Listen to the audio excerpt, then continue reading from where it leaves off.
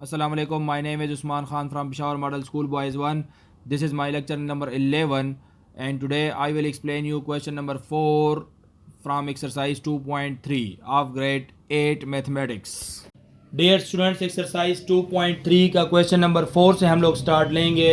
यहाँ एक बात का ख्याल रखिएगा कि क्वेश्चन नंबर 4 से एक्सरसाइज 2.3 के क्वेश्चन नंबर 4 से लेकर अब जितने भी क्वेश्चन हमारे सामने आएंगे ये बाकायदा आपके पेपर के सेक्शन बी में 4 मार्क्स के क्वेश्चन के हिसाब से आ सकते हैं। सो क्वेश्चन नंबर 4 में पार्ट नंबर 1 में लिखा हुआ है 125 along with x is closed under the cube root और हमने इस क्वेश्चन को सिंप्लीफाई करना है।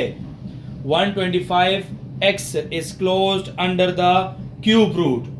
So प्रीवियस लेक्चर में एक्सप्लेन में कर चुका हूं कि 125 की फैक्टराइजेशन 125 को रफ साइड पे लिख लीजिए और उसकी फैक्टराइजेशन कीजिए।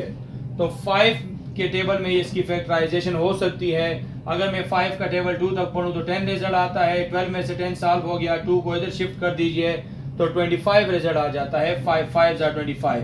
नाउ 5 का टेबल जब 5 तक पढ़ेंगे तो उससे रिजल्ट 25 आता है। देन 5 1 5।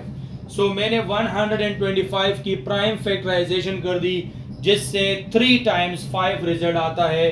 तो मैं 5 को 3 टाइम्स लिख लूंगा और इसी के साथ मैं x को लिख लूंगा और सब को एक ही ब्रैकेट में क्लोज करके क्यूब रूट की वैल्यू डाल दूंगा जो कि हमारे पास 1/3 है। अब 5 3 टाइम्स लिखा हुआ है और उनके दरमियान डॉट का साइन है। तो मैंने आप लोगों को लॉ ऑफ एक्सपोनेंट समझा दिया। When bases are same then their exponent will be added. यहां पर 5 का एक्सपोनेंट 1 है, यहां भी 5 का एक्सपोनेंट 1 है, यहां भी 5 का एक्सपोनेंट 1 है। तीनों 5 5 5 के दरमियान डॉट है और डॉट का मतलब होता है मल्टीप्लाई करना। और हम लॉ ऑफ एक्सपोनेंट को बता देते हैं कि bases are same then exponent will be added. तो मैं 5 पावर लिख लूंगा 3। 5.5.5 से तो आगे 5 क्यूब। अब इस क्यूब के साथ ये क्यूब रूट की वैल्यू जो है 1/3 ये मल्टीप्लाई कर देंगे और x का एक्सपोनेंट 1 है इसके साथ भी 1/3 मल्टीप्लाई कर देंगे।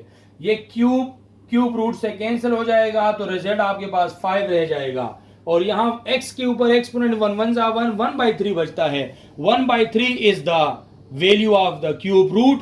सो x के ऊपर तो कोई क्यूब था नहीं कि हम लोग उसको क्यूब रूट से कैंसिल कर दें, लिहाजा x को हम लोग वापस जो है तो एक्सपोनेंशियल फॉर्म से रेडिकल फॉर्म में कन्वर्ट कर देंगे और यही जो है तो हमारा आंसर हो जाएगा। तो ये रहा बेटा आप लोगों का रोमन नंबर 1। पार्ट नंबर 2 में लिखा हुआ है 8 डिवाइडेड बाय 27 क्यूब रूट। सो 8 इसकी फैक्टराइजेशन तो काफी आसान है। 8 अगर मैं 2 को 3 टाइम्स लिख लूं तो उससे रिजल्ट आता है हमारे पास 8। इनको ब्रैकेट में क्लोज करके 1/3 जो कि क्यूब रूट की वैल्यू है ये अप्लाई कर देंगे।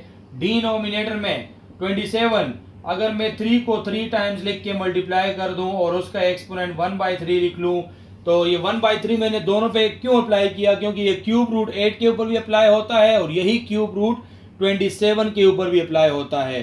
तो 8 प्राइम फैक्टर्स 8 के बनते हैं 2 2 2 और प्राइम फैक्टर्स 27 के बनते हैं 3 3 एंड 3। सो 2 जो है तो 3 टाइम लिखा हुआ है, लॉ ऑफ एक्सपोनेंट यूज होता है, डायरेक्ट यहां यूज करें। 2.2.2 मींस 3 टाइम्स 2 मल्टीप्लाई 1/3 इसकी वैल्यू और डिनोमिनेटर में 3 टाइम्स 3 लिखा हुआ है और उसकी जो क्यूब रूट उसकी वैल्यू है वो एज इट इज लिख लेंगे। ये क्यूब रूट से कैंसिल, ये क्यूब इस क्यूब रूट से कैंसिल, तो आपका आंसर हो जाएगा 2/3 और यहीं पे ये पार्ट फिनिश हो जाता है। पार्ट नंबर 2 के बाद अब बारी है बेटा पार्ट नंबर 3 की। सो पार्ट नंबर 3 में लिखा हुआ है पार्ट नंबर 3 बड़ा इंटरेस्टिंग पार्ट है। 625 x³ y4 divided by 25 xy square.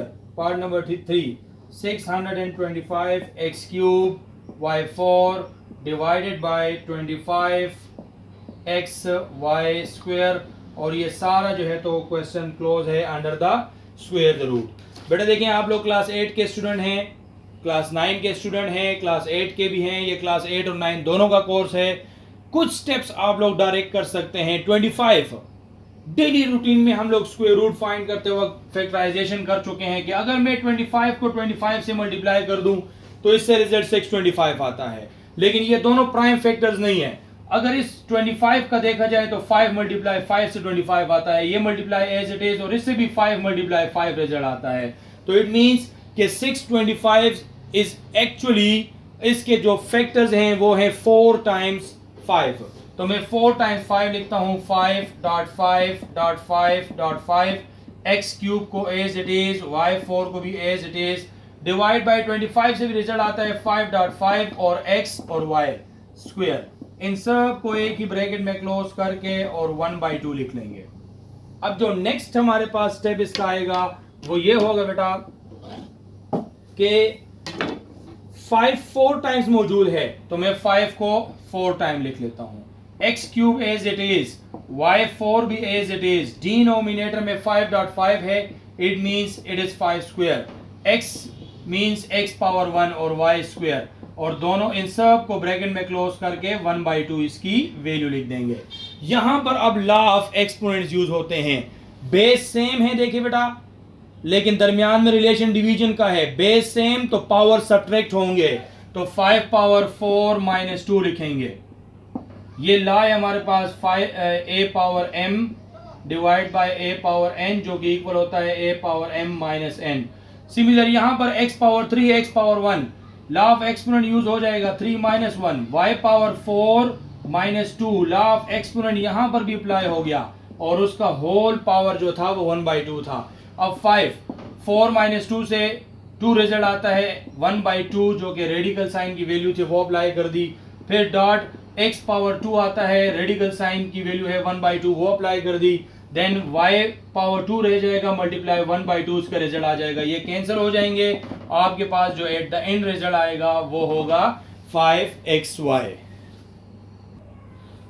Part number 5, 6 radical sign 18। यहां जरा गौर कीजिएगा, 6 जो है तो रेडिकल साइन से काफी दूर है, यहां कोने पे लिखा नहीं गया, तो ये 6th रूट नहीं है, 6 मल्टीप्लाई रेडिकल साइन 18 है।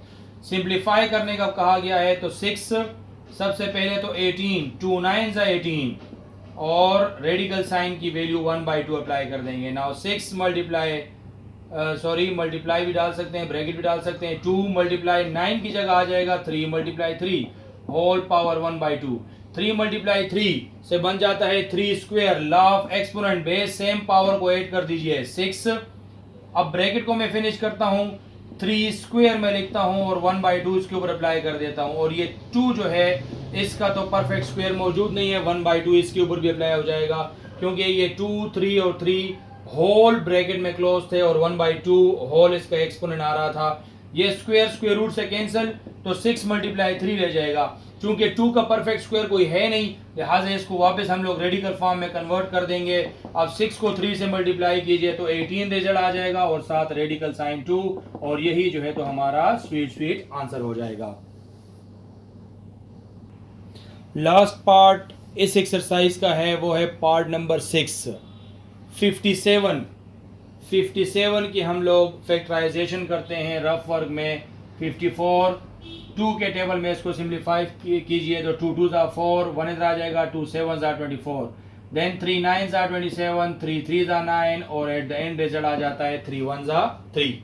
सो इट मीन्स कि हम लोग 54 की जगह लिख सकते हैं 3.3.3, साथ 2 लिख लेंगे, x क्यूब y क्यूब और z square as it is. इन सब को एक ही ब्रैकेट में क्लोज करके क्यूब रूट उसकी वैल्यू डाल देंगे।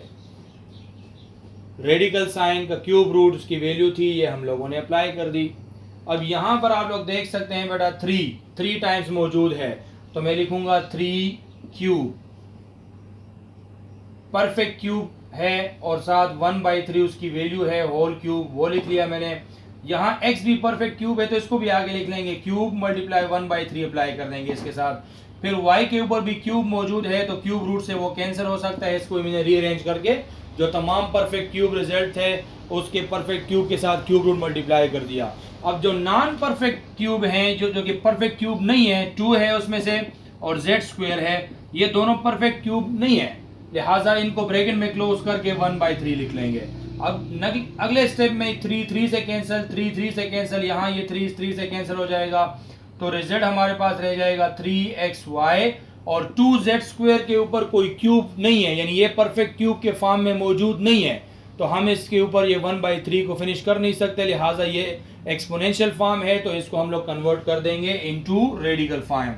तो 2z² को एज इट इज लिख लिया और इसके ऊपर हम लोगों ने क्यूब रूट लिख लिया, और यही जो है तो हमारा आंसर हो गया बेटा। इसी के साथ हमारे एक्सरसाइज 2.3 फिनिश हो जाती है। मैंने इसमें एक पार्ट आप लोगों को होमवर्क दिया, रोमन नंबर 4 आप लोगों का होमवर्क था बेटा। ये एक्सरसाइज यहाँ पर ख़त्म हो गई। इंशाल्लाह अगले लेक्चर में एक्सरसाइज 2.5 को एक्सप्लेन करेंगे। इजाज़त दीजिए, अल्लाह हाफिज़, थैंक यू सो मच।